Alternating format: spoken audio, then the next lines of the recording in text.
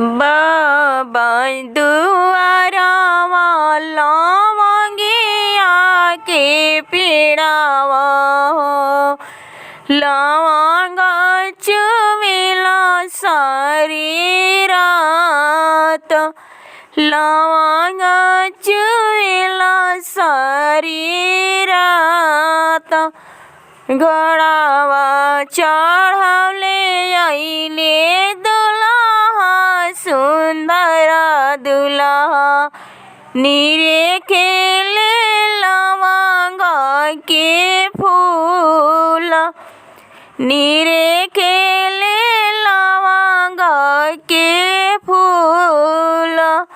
इह जे फूलवा सुबवा हमारा के चाहिए हो, सेजा पर देवा हम सजाई, सेजा पर देवा हम सजाई।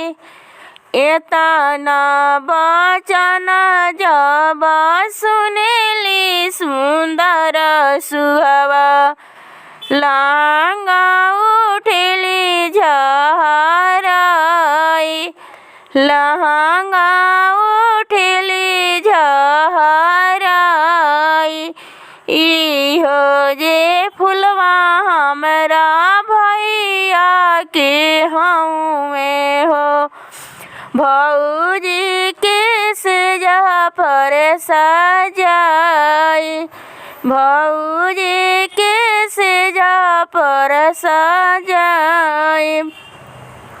एतना बचन जब सुनले सुंदर दुल्हा, चौका से उठे ऋषियाई, चौका से उठे ऋषियाई। तोहरो बहिनिया सरऊ चौके पर चढ़ब हो, कइले दोसर बियाह, कइले दोसर बियाह। एतना बचन जब सुनले अपन भैया, जीजा के दिन समुझाई, जीजा के दिले समुझाई।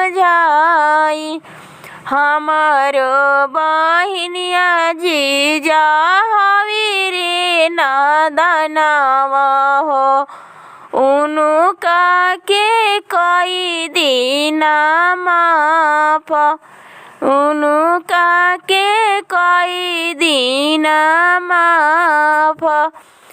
हमही त देवा जीजा लवंग के फूलवा हो, रउरा जे सेजा पर सजाए, रउरा